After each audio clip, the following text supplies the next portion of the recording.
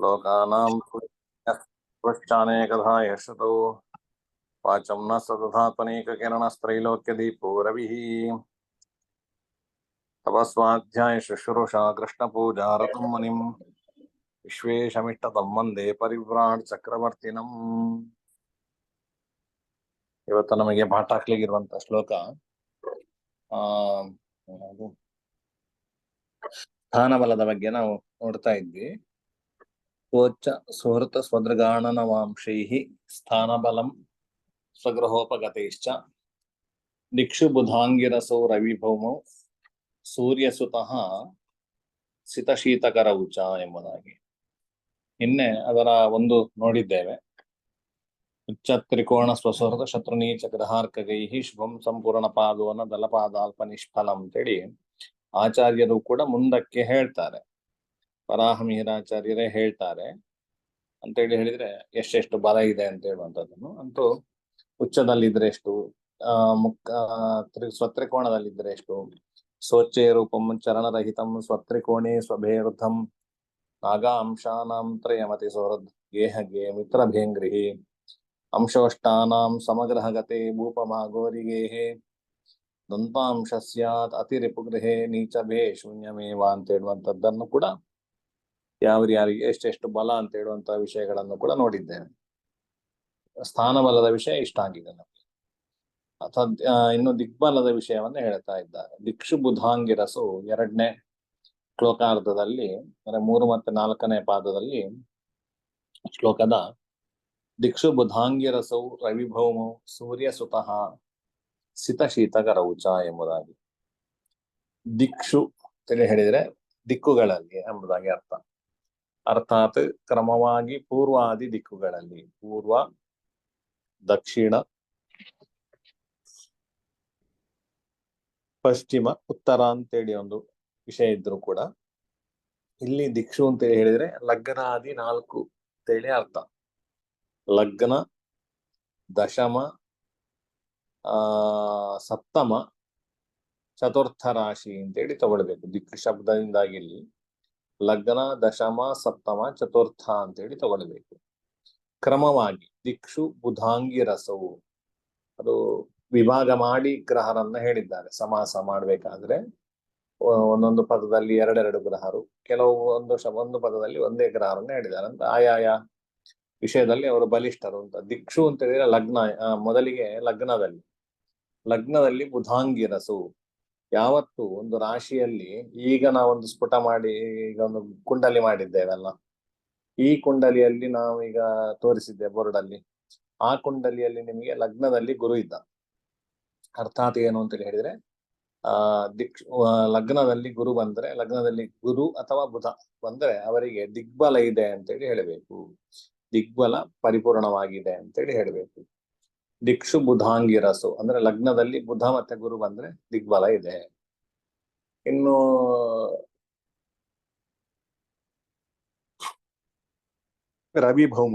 ರವಿಭೌಮರು ಅಂತೇಳಿ ಹೇಳಿದ್ರೆ ರವಿ ಮತ್ತೆ ಭೂಮಿಯ ಮಗ ನಮಗೆ ಕುಜ. ಈ ರವಿ ಕುಜರು ದಶಮ ರಾಶಿಯಲ್ಲಿ ಬಂದ್ರೆ ಬಲಿಷ್ಠರು ಅಂತೇಳಿ. ಯಾವತ್ತೂ ಕೂಡ ಲಗ್ನಾತ್ ದಶಮ ರಾಶಿಯಲ್ಲಿ ರವಿ ಅಥವಾ ಕುಜರು ಬಂದ್ರೆ ಅವರಿಗೆ ದಿಗ್ಬಲ ಇದೆ ಅಂತ ಹೇಳುವ ವಿಷಯವನ್ನು ತಿಳ್ಕೊಳ್ಬೇಕು. ಇನ್ನು ಸಪ್ತಮ ರಾಶಿ, ರವಿಭೌಮ ಸೂರ್ಯಸುತಃ, ಸಪ್ತಮ ರಾಶಿಯಲ್ಲಿ ಶನಿ ಬಂದ್ರೆ ತುಂಬಾ ಒಳ್ಳೇದು ಅಂತೇಳಿ, ದಿಗ್ಬಲ ಇದೆ ಅವನಿಗೆ ಅಂತೇಳಿ ಲೆಕ್ಕ. ಸಪ್ತಮ ರಾಶಿಯಲ್ಲಿ ಯಾವುದೇ ಗ್ರಹರು ಬರುವಂತದ್ದು ಶುಭ ಅಲ್ಲ ಅಂತ ಹೇಳುವಂತ ಮಾತುಗಳನ್ನು ಆಚಾರ್ಯರು ಹೇಳ್ತಾರೆ. ಅಂದ್ರೆ ಯಾಕೆ ಅಂತ ಹೇಳುವಂತದ್ದನ್ನು ಕೂಡ ಹೇಳ್ತಾರೆ. ಆದ್ರೆ ನಮಗೆ ದಿಗ್ಬಲ ವಿಷಯದಲ್ಲಿ ಸಪ್ತಮ ರಾಶಿಯಲ್ಲಿ ಶನಿ ಬಂದರೆ ಒಳ್ಳೆಯದ್ದು. ಇನ್ನು ಸೂರ್ಯ ಸುತಃ ಸಿತಶೀತಕರೌಚ,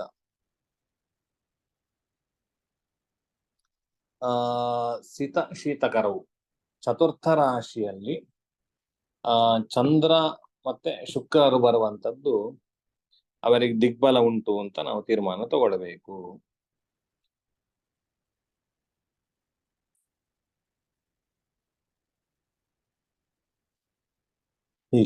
ಹೀಗೆ ದಿಕ್ಷು ಬುಧಾಂಗಿರಸೌ ರವಿಭೌಮೌ ಸೂರ್ಯಸುತಃ ಸಿತ ಶೀತಕರೌಚ.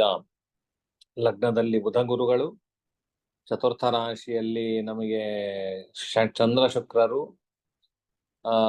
ಅಂದ್ರೆ ಇದಕ್ಕೂ ಕೂಡ ಒಂದೊಂದು ಸಮಯವನ್ನು ಹೇಳ್ತಾರೆ. ಲಗ್ನ ಅಂತ ಹೇಳುವಂಥದ್ದು ಉದಯ ರಾಶಿ. ಇನ್ನು ಮಧ್ಯಂದಿನ ರಾಶಿ ಯಾವುದು, ಮಧ್ಯಾಹ್ನದ ರಾಶಿ ಯಾವುದು ಅಂತ ಹೇಳಿದ್ರೆ ದಶಮ.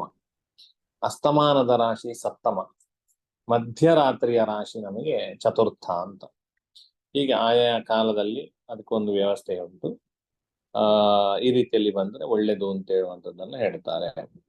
ಇದನ್ನೇ ಸಾರಾವಲಿಯಲ್ಲಿ ಹೇಳಬೇಕಾದ್ರೂ ಕೂಡ ಲಗ್ನೇ ಜೀವಬುಧವು ದಿವಾಕರ ಕುಜವು ವ್ಯೋಮ್ಯಸ್ತಭೆ ಭಾಸ್ಕರಿ ಬಂಧೌ ಇಂದು ಸಿತೌ ದಿಶಾಕೃತಮಿದಂ ಸ್ವಚ್ಛೇ ತ್ರಿಕೋಣೆ ಸ್ವಭೆ ಮಿತ್ರಸ್ವಾಂಶಕ ಸಂಸ್ಥಿತಃ ಶುಭಕೈಃ ದೃಷ್ಟೋ ಬಲೀಯಾನ್ ಗ್ರಹಃ ಸ್ತ್ರೀ ಕ್ಷೇತ್ರೇ ಶಶಿಭಾರ್ಗವು ನರಗ್ರಹೇ ಶೇಷಾಬಲೆ ಸ್ಥಾನಜೆ ಅಂತೇಳಿ, ಅಂದ್ರೆ ಒಂದೇ ಶ್ಲೋಕದಲ್ಲಿ ಸ್ಥಾನ ಬಲವನ್ನು ದಿಗ್ಬಲವನ್ನು ಕೂಡ ಹೇಳ್ತಾರೆ. ಅವರ ಶ್ಲೋಕ ಸ್ವಲ್ಪ ವ್ಯತ್ಯಾಸ ಅಷ್ಟೇ. ಲಗ್ನದಲ್ಲಿ ಜೀವಬುಧ ಇದೇ ವಿಷಯ.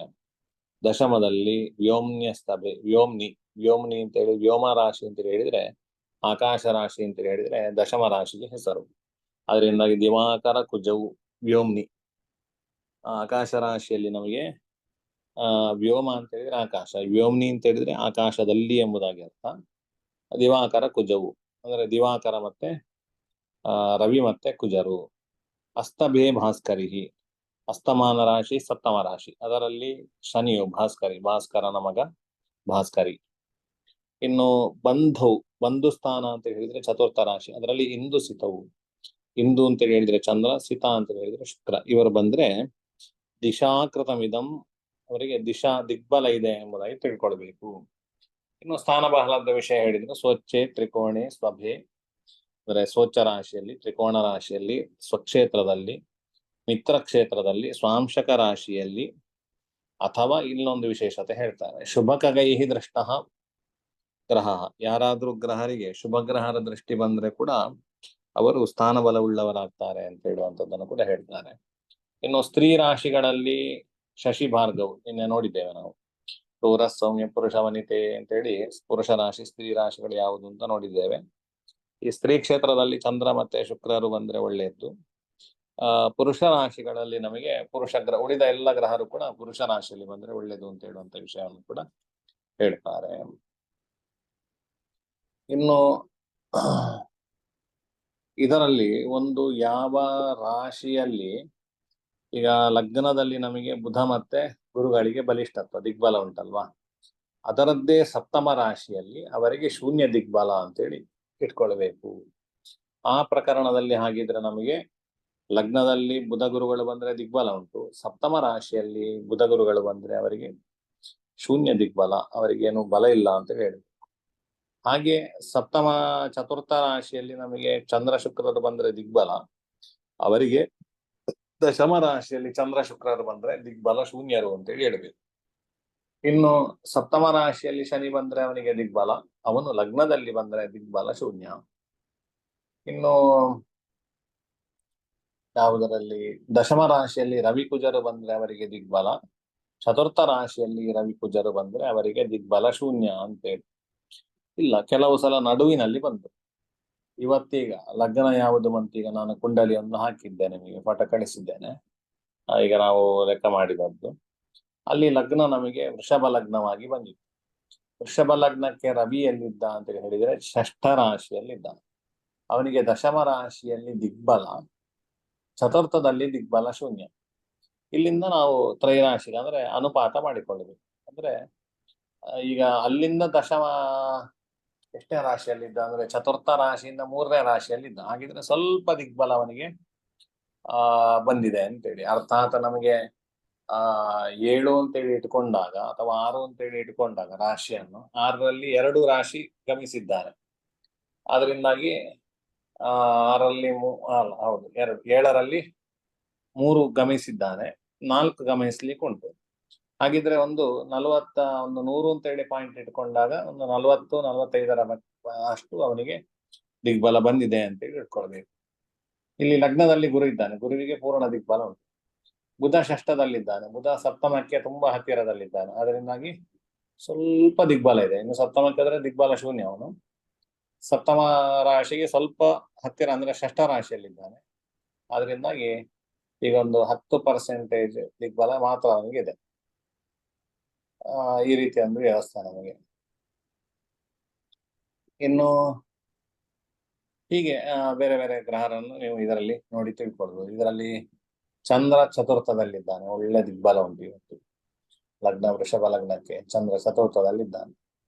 ಇನ್ನು ಶುಕ್ರ ಸಪ್ತಮದಲ್ಲಿದ್ದಾನೆ, ಅಂದ್ರೆ ಶುಕ್ರನಿಗೆ ಚತುರ್ಥದಲ್ಲಿ, ಅದರಿಂದಾಗಿ ಮಧ್ಯ ದಿಗ್ಬಲ ಉಂಟು. ಆ ಕಡೆ ದಶಮದಲ್ಲಿ ಬರ್ಲಿಲ್ಲ, ಆ ಕಡೆ ಚತುರ್ಥ ಮತ್ತೆ ದಶಮದ ಸರಿ ಮಧ್ಯದಲ್ಲಿದ್ದ, ಅದರಿಂದಾಗಿ ಶುಕ್ರನಿಗೆ ಅರ್ಧ ದಿಗ್ಬಲ ಉಂಟು, 50% ದಿಗ್ಬಲ ಉಂಟು. ಇನ್ನು ಶುಕ್ರ ಆಯ್ತು, ರವಿ ಆಯ್ತು, ಬುಧ ಆಯ್ತು, ಚಂದ್ರ ಆಯ್ತು, ಕುಜ ನಮಗೆ ದಶಮದಲ್ಲಿ ಬಂದ್ರೆ ಪೂರ್ಣ ದಿಗ್ಬಲ, ಆದ್ರೆ ಚತುರ್ಥಕ್ಕೆ ಹತ್ತಿರ ತೃತೀಯ ರಾಶಿಯಲ್ಲಿದ್ದಾನೆ, ಅರ್ಥಾತ್ ಒಂದು 10% ದಿಗ್ಬಲ ಶೂನ್ಯ ರಾಶಿಗೆ ಹತ್ತಿರದಲ್ಲಿದ್ದಾನೆ. ಶನಿ ದಶಮದಲ್ಲಿದ್ದಾನೆ, ಅದರಿಂದಾಗಿ ಸಪ್ತಮ ಮತ್ತೆ ಲಗ್ನದ ಸರಿ ಮಧ್ಯದಲ್ಲಿದ್ದಾನೆ, ಅದರಿಂದಾಗಿ 50% ದಿಗ್ಬಲವನ್ನು ಹೇಳಬಹುದು. ಹೀಗೆ ಒಂದು ವ್ಯವಸ್ಥೆ ನಮಗೆ ಆಯ್ತು ದಿಗ್ಬಲ ನೋಡುವಂಥದ್ದು. ಇನ್ನು ಮುಂದಿನ ಶ್ಲೋಕದಲ್ಲಿ ನಮಗೆ ಆಚಾರ್ಯರು ಚೇಷ್ಟಾಬಲವನ್ನು ನಿರೂಪಣೆ ಮಾಡ್ತಾರೆ. ಒಂದು 2-3 ರೀತಿಯ ಚೇಷ್ಟಾಬಲಗಳ ವಿಷಯಗಳಿದೆ, ಅದನ್ನು ಗಮನಿಸುವುದಾದ್ರೆ ಉದಗಯನೇರ ವಿಶೀತಮಯೋಖೌ ಉದಗಯನೇರ ವಿಶೀತಮಯೋಖೌ ಉದಗಯನೇರ ವಿಶೀತಮಯೋಖೌ ವಕ್ರ ಸಮಾಗಮಗಾ ಪರಿಶೇಷಾಃ ವಕ್ರ ಸಮಾಗಮಗಾ ಪರಿಶೇಷಾಃ ವಿಪುಲಕರಾಯುಧಿಚೋತ್ತರ ಸಂಸ್ಥಾಃ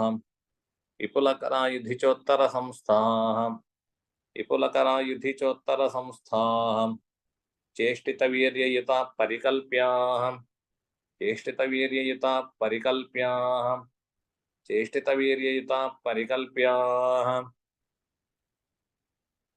ಪದಚ್ಛೇದ ಉದಗಯನೆ ರವಿಶೀತಮಯೂಖೌ ವಕ್ರ ಸಮಾಗಮಗಾಃ ಪರಿಶೇಷಾಃ ವಿಪುಲಕರಾಃ ಯುಧಿ ಚ ಉತ್ತರ ಸಂಸ್ಥಾಃ ಚೇಷ್ಟಿತವೀರ್ಯಯುತಾಃ ಪರಿಕಲ್ಪ್ಯಾಃ.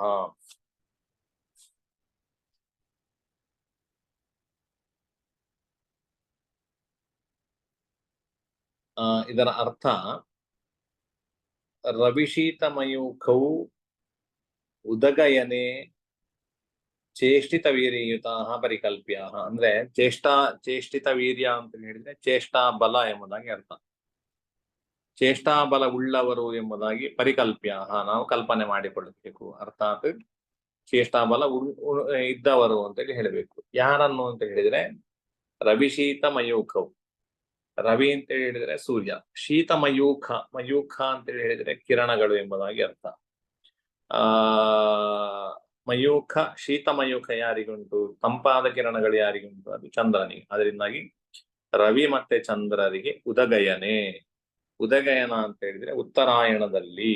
ಉತ್ತರಾಯಣ ಯಾವಾಗ ಅಂತ ಹೇಳುವಂಥದ್ದು ನಮಗೆ ಜಿಜ್ಞಾಸೆ ಇದ್ರೂ ಕೂಡ ಮೃಗಾದಿ ಮಾಸ ಷಟ್ಕೆ ಎಂಬುದಾಗಿ ಹೇಳ್ತಾರೆ. ಅಂದ್ರೆ ಮೃಗಾದಿ ನಮಗೆ ಮಕರ ಸಂಕ್ರಮಣದ ನಂತರದಲ್ಲಿ ಕರ್ಕಾಟಕ ಸಂಕ್ರಮಣದ ವರೆಗೆ 6 ಮಾಸಗಳೇನು, ಇದು ನಮಗೆ 6 ಮಾಸಗಳು ಉತ್ತರಾಯಣ ಎಂಬುದಾಗಿ. ಈ ಉತ್ತರಾಯಣದಲ್ಲಿ ಚಂದ್ರನಿಗೆ ಮತ್ತೆ ರವಿಗೆ ತುಂಬಾ ಬಲಿಷ್ಠತ್ವ ಅಲ್ಲ. ಒಂದು ಸಂಶಯ ಬರ್ತದೆ, ಚಂದ್ರನಿಗೆ ಪಕ್ಷೋದ್ಭವಂ ಹಿಮಕರಃ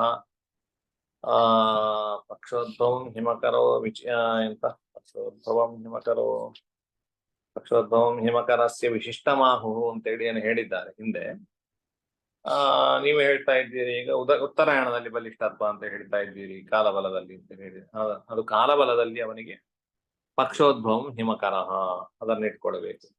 ಪಕ್ಷೋದ್ಭವಂ ಹಿಮಕರಸ್ಯ ವಿಶಿಷ್ಟಮಾಹು ಸ್ಥಾನೋದ್ಭವಂತು ಬಲಮಭ್ಯಧಿಕಂ ಪರೇಶ ಅಂತ ಹೇಳುವಂಥದ್ದು ವಿಷಯ. ಅದು ಕಾಲಬಲದಲ್ಲಿ ಅಂತರ್ಗತ ಆಗ್ತದೆ, ಯಾವುದು ಪಕ್ಷಬಲ ಅಂತ ಹೇಳಿ. ಇಲ್ಲಿ ಚೇಷ್ಟಾಬಲದಲ್ಲಿ ಅವನಿಗೆ ಉತ್ತರಾಯಣದಲ್ಲಿ ಬಲಿಷ್ಠತ್ವ ಅಂತೇಳಿ. ಇನ್ನು ಉಳಿದ ಗ್ರಹರಿಗೆ ವಕ್ರ ಸಮಾಗಮಗ ಪರಿಶೇಷ. ಉಳಿದ ಗ್ರಹರು ಯಾರೆಲ್ಲ ಅಂತ ಹೇಳಿದ್ರೆ ತಾರಾಗ್ರಹರ 5 ಜನ: ಕುಜ, ಬುಧ, ಗುರು, ಶುಕ್ರ, ಶನಿ. ಇವರೆಲ್ಲ ಉಳಿದ ಪರಿಶೇಷ ಅಂತ ಹೇಳಿದ್ರೆ ಉಳಿದ ಗ್ರಹರು. ಇವರಿಗೆ ವಕ್ರ ಸಮಾಗಮಗಾಹ, ವಕ್ರಗತಿಯಲ್ಲಿ ಬಲಿಷ್ಠತ್ವ. ವಕ್ರಗತಿ ಹೇಗೆ ಗೊತ್ತಾಗ್ತದೆ? ಪಂಚಾಂಗದಲ್ಲಿ ಕೊಟ್ಟಿರ್ತಾರೆ ಯಾವ ಗ್ರಹರಿಗೆ ವಕ್ರಗತಿ ಇದೆ, ಯಾವ ಗ್ರಹರಿಗೆ ಇಲ್ಲ ಅಂತ ಹೇಳುವಂಥದ್ದು ಪಂಚಾಂಗವನ್ನ ನೋಡಿ ನಾವು ತಿಳ್ಕೊಳ್ಬಹುದು. ಈಗ ಗುರುವಿಗೆ ವಕ್ರಗತಿ ಇದೆ ಅಲ್ವಾ? ಈಗ ನಾನು ಆಗ ನೋಡಿದ್ದಲ್ವಾ, ನಿಮಗೆ ಹೇಳಿದ್ದೆ ಗುರುವಿಗೆ ವಕ್ರಗತಿ ಇದೆ. ಅದರಿಂದಾಗಿ ವಕ್ರಗತಿಯಲ್ಲಿ ವಕ್ರಂಗತೆ ಸ್ವಚ್ಛ ಫಲಂ ವಿದದ್ಯಾದ್ ಸಪತ್ನೀಚ ರಕ್ಷಗತೋಪಿ ಕೇಟಃ ಅಂತೇಳಿ ಫಲದೀಪಿಕಾಕಾರ ಹೇಳ್ತಾನೆ. ಅಂದ್ರೆ ಒಬ್ಬ ಗ್ರಹನಿಗೆ ವಕ್ರಗತಿಯಲ್ಲಿ ಬಂದಾಗ ಉಚ್ಚದ ಫಲವನ್ನು ಹೇಳಬೇಕು, ಅಷ್ಟು ಬಲಿಷ್ಠತ್ವ. ಹಾಗೆ ಚೇಷ್ಟಾ ಬಲವು ಕೂಡ ಅವನಿಗೆ ಇದೆ ಅಂತೇಳಿ. ಇನ್ನು ಸಮಾಗಮಗಾಹ, ಸಮಾಗಮಗಾಹ ಅಂತ ಹೇಳಿದರೆ ಚಂದ್ರನ ಹತ್ತಿರ ಉಳಿದ ಗ್ರಹರು ಬಂದಾಗ ಸಮಾಗಮ ಯಾರ ಜೊತೆಗೆ ಆಗುತ್ತದೆ? ಚಂದ್ರನ ಜೊತೆಗೆ. ರವಿಯಿಂದ ಯಾವತ್ತೂ ಎಷ್ಟು ದೂರ ಇರ್ತಾರೆ ಅಷ್ಟು ಅವರು ಒಳ್ಳೇದು ಗ್ರಹರಿಗೆ. ಚಂದ್ರನ ಹತ್ತಿರ ಎಷ್ಟಿರ್ತಾರೆ ಅಷ್ಟು ಒಳ್ಳೇದು.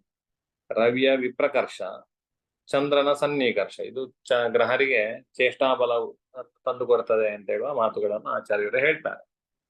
ಅದರಿಂದಾಗಿ ವಕ್ರಗತಿಯಲ್ಲಿಯೂ ಸಮಾಗಮಗಾಹ, ಚಂದ್ರನ ಹತ್ತಿರವೂ ಗ್ರಹರು ಬಂದಾಗ ಅವರಿಗೆ ಚೇಷ್ಟಾಬಲ ಇದೆ ಅಂತೇಳಿ ತಿಳ್ಕೊಳ್ಬೇಕು. ಇಷ್ಟು ಮಾತ್ರ ಅಲ್ಲ, ವಿಪುಲಕರ ಯುಧಿ ಚೋತ್ತರ ಸಂಸ್ಥಾ, ಇದು ಕೂಡ ಚೇಷ್ಟದ ವೀರ್ಯತಾ ಪರಿಕಲ್ಪ್ಯ. ಮೂರನೇ ವಿಷಯ, ಎರಡನೇ ವಿಷಯ ನಮಗೆ ಒಂದು ಉದಗೇನೆ ರವಿ ಶೀತಮಯುಖವು ಚಂದ್ರ ಮತ್ತೆ ರವಿಗೆ ಉತ್ತರಾಯಣದಲ್ಲಿ, ಉಳಿದ ಗ್ರಹರಿಗೆ ವಕ್ರಗತಿಯಲ್ಲಿ ಮತ್ತೆ ಚಂದ್ರನ ಜೊತೆ ಬಂದಾಗ ಅಂತ ಹೇಳುವಂಥದ್ದು ಒಂದು ಬಲ, ಚೇಷ್ಟಾಬಲ. ಎರಡನೇ ಚೇಷ್ಟಾಬಲ ಯುದ್ಧದಲ್ಲಿ ಯಾರು ಉತ್ತರ ಸಂಸ್ಥರಾಗಿರ್ತಾರೆ, ಯಾರು ಉತ್ತರ ಭಾಗದಲ್ಲಿ ಇರ್ತಾರೆ, ಉತ್ತರ ಅಂತ ಹೇಳಿದ್ರೆ ನಮಗೆ ನಂತರದಲ್ಲಿ ಯಾರು ಇರ್ತಾರೆ, ಈಗ ನಮಗೆ ಮೇಷರಾಶಿ ಅಂತೇಳಿ ಉಂಟು. ಮೇಷರಾಶಿ ಅದು ಯುದ್ಧ ಯಾವಾಗ ಆಗುದು ಗ್ರಹರಿಗೆ ಅಂತೇಳಿ ಹೇಳಿದ್ರೆ ಸಮಾನ ಡಿಗ್ರಿಗಳಲ್ಲಿ ಬಂದಾಗ ಯುದ್ಧ ಅಂತೇಳಿ ಹೇಳ್ತಾರೆ. ಸಮಾನ ಭಾಗಗಳಲ್ಲಿ ಬಂದಾಗ ಗ್ರಹರಿಗೆ ಯುದ್ಧ ಅಂತೇಳಿ. ಈ ಸಮಾನ ಭಾಗದಲ್ಲಿ ಕಲೆಯಲ್ಲಿ ಯಾರಾದ್ರೂ ಒಬ್ರು ಮುಂದಿರ್ತಾರೆ, ಒಬ್ರು ಸ್ವಲ್ಪ ಹಿಂದೆ ಇರ್ತಾರೆ. ಆ ರೀತಿಯಲ್ಲಿ ಬಂದಾಗ, ಅಥವಾ ಈ ಕಲೆಯಲ್ಲಿ ಸಮಾನ ಬಂದಾಗ ವಿಕಲೆಯಲ್ಲಿ ಸ್ವಲ್ಪ ಆ ಕಡೆ ಈ ಕಡೆ ಇರ್ತದೆ, ಅಥವಾ ಸೂಕ್ಷ್ಮವಾಗಿ ಸ್ವಲ್ಪ ಆ ಕಡೆ ಈ ಕಡೆ ಇದ್ದೇ ಇರ್ತಾರೆ. ಈ ರೀತಿಯಲ್ಲಿ ಬಂದಾಗ ಸಮಾನ ಡಿಗ್ರಿಗಳಲ್ಲಿ ಸಮಾನ ಭಾಗದ ಅಥವಾ ಸಮಾನ ಅಂಶದಲ್ಲಿ, ಅಂಶ ಅಂತ ಹೇಳಿದ್ರೆ ಡಿಗ್ರಿ, ಭಾಗ ಅಂತ ಹೇಳಿದ್ರೆ ಎರಡು ಎಲ್ಲ ಒಂದೇ. ಅಂಶ ಅಂತ ಹೇಳುವ ನವಾಂಶ ವಿಷಯ ಬೇರೆ. ಅಂತೂ ಸಮಾನ ಡಿಗ್ರಿಯಲ್ಲಿ ನಮಗೆ ಗ್ರಹರು, ಇಬ್ಬರು ಗ್ರಹರು ಬಂದಾಗ ಅವರಿಗೆ ಯುದ್ಧ ಅಂತೇಳಿ ತಿಳ್ಕೊಳ್ಬೇಕು. ಅಂದ್ರೆ ಅದೇ ಒಂದೇ ರಾಶಿಯಲ್ಲಿ ಅದೇ ಡಿಗ್ರಿಯಲ್ಲಿ ಯಾರಾದ್ರೂ ಗ್ರಹರು ಬಂದಾಗ ಅವರಿಗೆ ಯುದ್ಧ ಅಂತೇಳಿ ಹೇಳಬೇಕು. ಈಗ ಪ್ರಸಕ್ತ ನಮಗೆ ಇವತ್ತು ನೋಡಿದ ಸ್ಫುಟದಲ್ಲಿ ಯಾರಿಗೂ ಅಂತದ್ದೊಂದು ವ್ಯವಸ್ಥೆಗಳಿಲ್ಲ. ಯಾರು ಕೂಡ ಸಮಾನವಾದ ರಾಶಿಯಲ್ಲಿ ಸಮಾನ ಡಿಗ್ರಿಯಲ್ಲಿ ಯಾರು ಕೂಡ ಇರಲಿಲ್ಲ. ಈಗ ಯುದ್ಧ ಇಲ್ಲ.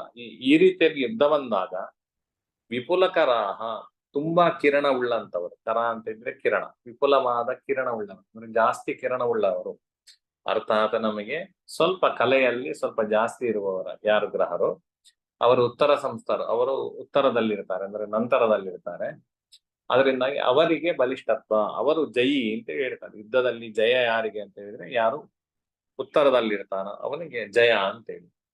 ಅರ್ಥಾತ್ ಅವರಿಗೆ ಚೇಷ್ಟಾಬಲ ಇದೆ, ಯುದ್ಧದಲ್ಲಿ ಗೆದ್ದವರಿಗೆ, ಜಯ ಆದವರು ಚೇಷ್ಟಾಬಲ ಉಳ್ಳವರು ಎಂಬುದಾಗಿ ಅರ್ಥ.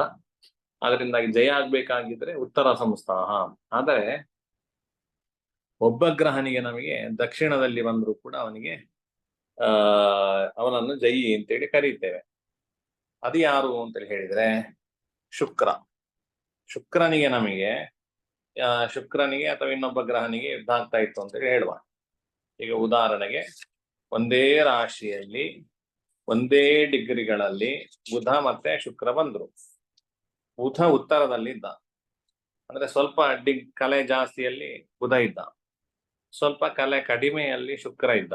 ಈ ಯುದ್ಧದಲ್ಲಿ ಆಗಿದ್ರೆ ನಮಗೆ ನಮ್ಮ ನಿಯಮ ಪ್ರಕಾರ ವಿಪುಲಕರಾಹ ಯುಧಿಚೋತ್ತರ ಸಂಸ್ಥಾ ನಿಯಮ ಪ್ರಕಾರ ಯಾರಿಗೆ ಹೆಚ್ಚು ಕಿರಣಗಳುಂಟು ಅವನು ಉತ್ತರ ಸಂಸ್ಥಾನಾಗಿರ್ತಾನೆ, ಅವನಿಗೆ ಜಯ ಅಂತೇಳಿ ಹೇಳುವ ಪ್ರಕಾರದಲ್ಲಿ ಬುಧನನ್ನು ಜಯಿ ಅಂತೇಳಿ ಹೇಳ್ಬೇಕು. ಆದರೆ ಕದಾಚಿತ್ ದಕ್ಷಿಣಸ್ಥೋಪಿ ಜಯಿ ಶುಕ್ರ ಪ್ರಕೀರ್ತ್ಯತೆ ವರ್ಣರಶ್ಮಿ ಪ್ರಭಾಯೋಗಾತ್ ಊಹ್ಯಂ ಚೈತತ್ ಸ್ವಯಾಧಿಯಾ ಅಂತೇಳಿ ದಕ್ಷಿಣಸ್ಥೋಪಿ ಶುಕ್ರ ಜಯಿ ಪ್ರಕೀರ್ತ್ಯತೆ.